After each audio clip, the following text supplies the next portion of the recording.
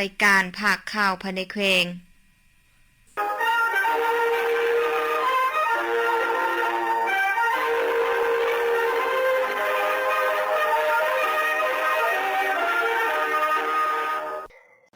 ท่านผู้ฟังที่เคารพต่อไปให้บรรทานมาฟังข่าวภายในแขวงที่มีหัวข้อข่าวคมเนื้อในดังต่อไปนี้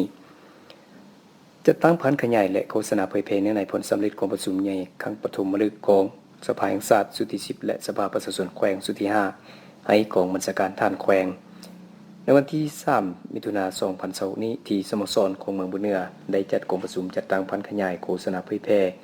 เนื้อในผลสำเร็จของประชุมครั้งปฐมฤกษ์ของสภาแห่งชาติสุดที่10และสภาประชาชนแขวงสุดที่5โดยการเป็นประธานร่วมของท่านอ้นคำอินแซงกรรมการพรรคแขวงของประธานประสาสภาประชาชนแขวงมีบรรดาท่านสมาชิกสภาแห่งชาติประจำเขตเลือกตั้งที่2แขวงพงศาลีสมาชิกสภาประชาชนแขวงมีคณะพรรคคณะบัญชากองบัญชาการทหารแขวงนายและพลทหารเข้าร่วมในการประชุมนายพลและทหารได้รับฟังเนื้อในผลสำเร็จของประชุมปฐมฤกษ์ของสภาแห่งชาติสุดที่10มติว่าด้วยการเลือกตั้งประธานของประธานสภาแห่งชาติมติว่าด้วยการเลือกตั้งประธานประเทศห้องประธานประเทศมติว่าด้วยการเลือกตั้งนายกรัฐมนตรีห้องนายกรัฐมนตรีแห่งสปป.ลาวมติว่าด้วยการรับของเอาของประกอบกงจักรของรัฐบาลสุดที่10ซึ่งประกอบมี13กระทรวงและ2องค์การเทียบเท่ากระทรวงมติรับของเอาบทรายงานแผนการเคลื่อนไหว5ปีของสภาประชาชนสูงสุดและองค์การอัยการประชาชนสูงสุดและเวียกงานที่สำคัญอีกจำนวนหนึ่งผลสำเร็จของประชุมครั้งปฐมฤกษ์ของสภาประชาชนแขวงพงศาลีสุดที่5ประกอบมีมติเลขที่1 2 3 4 5 6 7 8 9 10 11และ12กองประชุมเห็นดีรับรองเอา7ทิศทางร่วม6เป้าหมาย11แผ่นเวียกจุดซุ่ม68โครงการและ307กิจกรรมโครงการในการจัดตั้งปฏิบัติแผนการพัฒนาเศรษฐกิจสังคมของแขวง5ปีครั้งที่10 2026-2030 ตามการเสนอของคณะกรรมการปกครองแขวงเพื่อเฮ็ดให้เศรษฐกิจขยายตัวอย่างต่อเนื่อง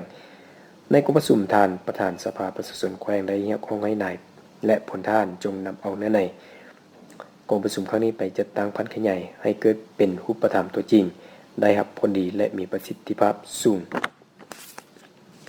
เมืองสัมพันธ์แขวงพงศาลีเฉลิมฉลองวันปลูกต้นไม้แห่งชาติและวันเด็กน้อยสากลวันสิ่งแวดล้อมโลกวันสิ่งแวดล้อมแห่งชาติตอนเช้าวันที่2มิถุนายน2026นี้ที่สโมสรเมืองสัมพันธ์ได้จัดพิธีเฉลิมฉลองวันปลูกต้นไม้แห่งชาติครบรอบ46ปีวันเด็กน้อยสากลครบรอบ101ปีและวันสิ่งแวดล้อมโลกครบรอบ53ปีและวันสิ่งแวดล้อมแห่งชาติครบรอบ27ปีเป็นเกียรติเข้าร่วมของทานตงตีเกียรติสบงกรรมการพรรคแขวงเลขาพรรคเมืองมีคณะประจำพรรคเมืองประธานห้องประธานคณะกรรมการปกครองเมืองกรรมการพรรคเมืองหัวหน้าห้องการองค์การกรมกองพนักงานรักแรงองค์ค้างเมืองอำนวยการโรงเรียนสาวหนุ่มนักเรียนเยาวชนตลอดฮอดประชาชนภายในเทศบาลเมืองเข้าร่วมก่อนเข้าพิธีเฉลิมฉลองในครั้งนี้ได้รับชมการแสดงศิลปะวรรณคดีจากน้องน้อยนักเรียนจำนวน2รายการจากนั้นทานตงตีเกียรติสบงกรรมการพรรคแขวงเลขาพรรคเมืองได้กล่าวเปิดพิธีซึ่งบางตอนท่านได้กล่าวว่าการจัดพิธีเฉลิมฉลองแมน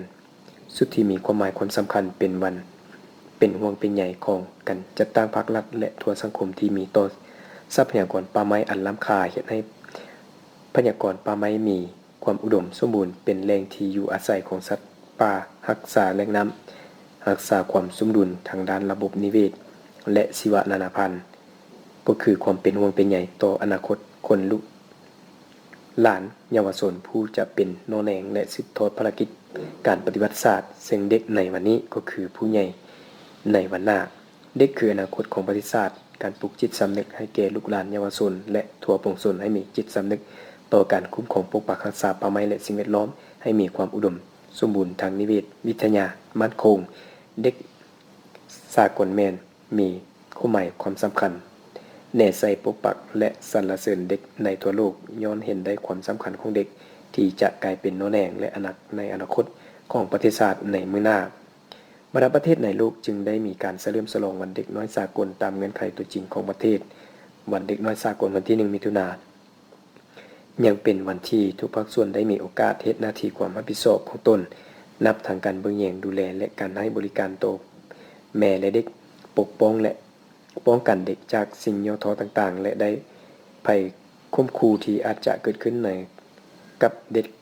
ทางนี้การเฉลิมฉลองก็เพื่อสร้างจิตสำนึกให้ทั่วสังคมเพิ่มทวีการเอาใจใส่เฮ็ดให้เวียกงานปลูกต้นไม้ฟื้นฟูป่าและปกปักรักษาทรัพยากรธรรมชาติและสิ่งแวดล้อมปี2026ให้ได้รับผลสำเร็จตามที่รับคาดหมายพร้อมนี้ได้มอบของขวัญรางวัลให้แก่น้องน้อยที่แสดงศิลปะวรรณคดีเป็นเกียรติมอบของทานถงปีเกียรติสบงกรรมการพรรคแขวงเลขาพรรคเมืองตอนท้ายพิธีได้การนำของเมืองได้ร่วมกันยอดยาวัคซีนเพื่อป้องกันพยาธิมักแดงใหญ่มักแดงน้อยและกินวิตามินอาอายุต่ำกว่า5ปีลงลุ่มและพร้อมกันปลูกต้นไม้อยู่เดินห้องการกสิกรรมและสิ่งแวดล้อมเมืองโรงเรียนประถมบ้านนาไซและบรรดาห้องการค้างเมืองอื่นอีกห้องหมอเมืองเยดอูแขวงพงศลีและห้องหมอเมืองลาสปจีนแลกเปลี่ยนบทเรียนร่วมกันพิธีพบปะแลกเปลี่ยนบทเรียนระหว่างผู้แทนห้องหมอเมืองเยดอูแขวงพงศลีและห้องหมอประชาชนเมืองลาสปจีนได้จัดขึ้นณตอนเช้าวันที่3มิถุนายน2026นี้ที่ห้องประชุมห้องหมอเมืองเยดอูแขวงพงศลีซึ่งนำพาคณะผู้แทนทั้ง2ฝ่าย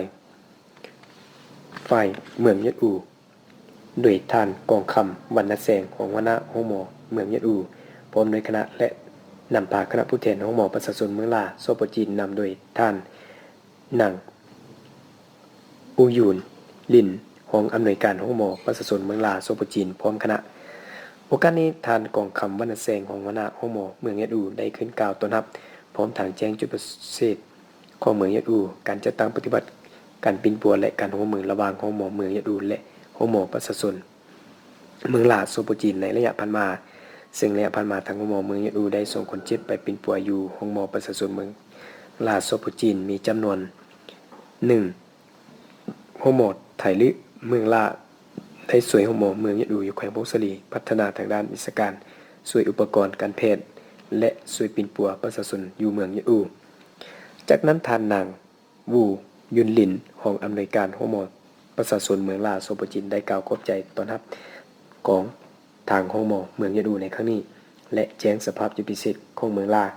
จัดตั้งปฏิบัติการปินปัวให้ห้องหมอแขวงพงศลีรับทราบพร้อมทางแลกเปลี่ยนบทเรียนซึ่งกันและกันในพิธีพบปะครั้งนี้ห้องหมอประชาชนเมืองลาสปจีนยังได้นำเอาอุปกรณ์การแพทย์มอบให้ห้องหมอเมืองเยดอูแขวงพงศลีตื่มอีกประกาศมอบรับใบยั่งยืนครอบครัวและบ้านป้องกันความสงบดีวันที่2มิถุนายน2026ผ่านมานี้กองบัญชาการปกครองเมืองใหม่แขวงพงศลีได้จัดพิธีมอบรับใบยั่งยืนครอบครัวและบ้านป้องกันความสงบดีให้บ้านห้วยเฮียและบ้านห้วยกบที่ห้องการบ้านห้วยเฮียโดยเป็นเกียรติเข้าร่วมของทานบุญสุนวิเลิศคณะพรรค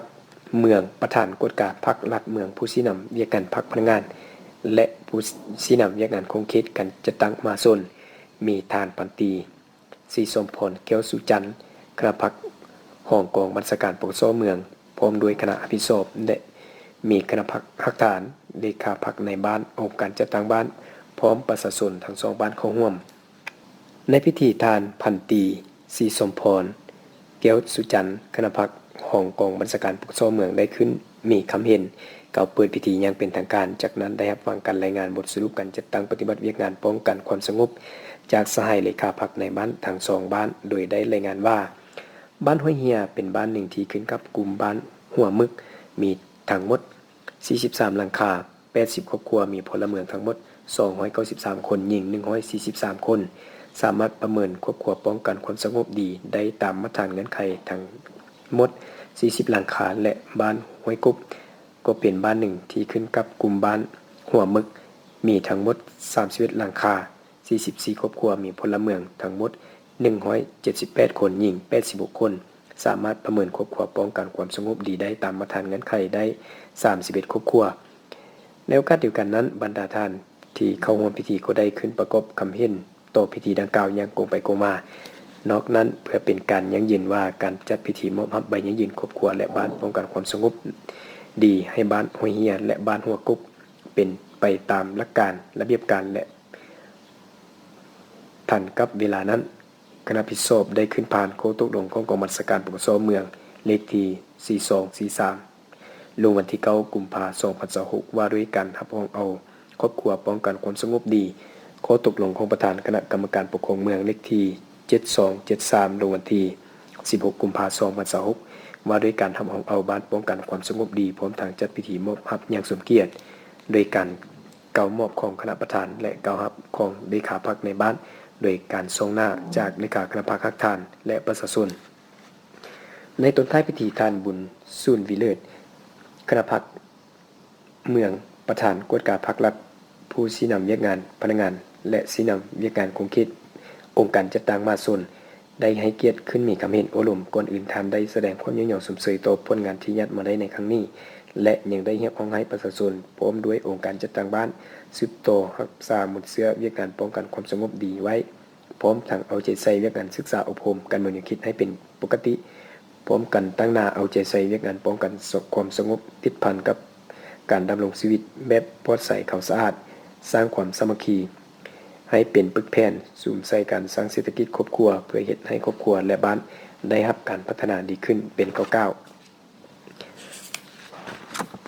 ต่อไปให้ประธานมาฟังพยากรณ์อากาศประจำวันที่4มิถุนายน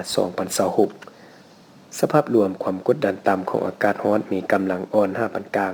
ยังปกคลุมอยู่ทั่วทุกภาคของประเทศลาวสมทบกับกระแสลมตะวันตกเฉียงใต้พัดปกคลุมซึ่งจะเฮ็ดให้อากาศยังจะร้อนอยู่ในทั่วไปและจะมีอากาศร้อนเอาหลายอยู่บางบ่อนพร้อมจะมีฝนตกฟ้าร้องฟ้าเลื่อมในระดับค่อยแห้งปานกลางและพร้อมมีลมพัดแรงเป็นบางโอกาสอยู่ในแต่ละภาคพยากรณ์อากาศในเวลา 7 โมงของวันที่4มิถุนายน2026 เวลา 7 โมงของวันที่5มิถุนายน2026สภาพอากาศของแขวงพงศาลีและบรรดา7เมืองคือเมืองพงศาลีเมืองบุญเหนือเมืองยะอูเมืองบุญใต้เมืองสัมพันธ์เมืองควาไลเมืองใหม่จะมีฝนตกในระดับค่อยเป็นบางบริเวณพร้อมมีลมพัดแรงอยู่บางบ่อนเนื้อที่การปกคลุมของฝนเท่ากับสาวส่วนน้อยอุณหภูมิตามสุดในระหว่าง 17-19 องศาและอุณหภูมิสูงสุดในระหว่าง 28-30 องศารายงานสภาพอุณหภูมิและปริมาณน้ำฝน24ชั่วโมง7เมืองทั่วแขวงพงศาลีอุณหภูมิตามสุดของวันนี้ 18.5 องศาอุณหภูมิสูงสุดของวันนี้ 31.0 องศาปริมาณน้ำฝน24ชั่วโมงผ่านมาเมืองบุญเหนือบ่มีฝนเมืองพงศาลี 0.2 มิลลิเมตรเมืองยะอูบ่มีฝนเมืองบุญใต้บ่มีฝนเมืองสัมพันธ์ 0.5 มิลลิเมตรเมืองขวาบ่มีฝนเมืองใหม่ 0.4 มิลลิเมตรที่ท่านรับฟังผ่านไปนั้นก็แม่นข่าวภายในแขวงและพยากรณ์อากาศประจำวันที่4มิถุนายน2025ท่านผู้ฟังที่เคารพรายการข่าวภาคนี้ได้หมดเพียงเท่านี้ยินใส่อ่าน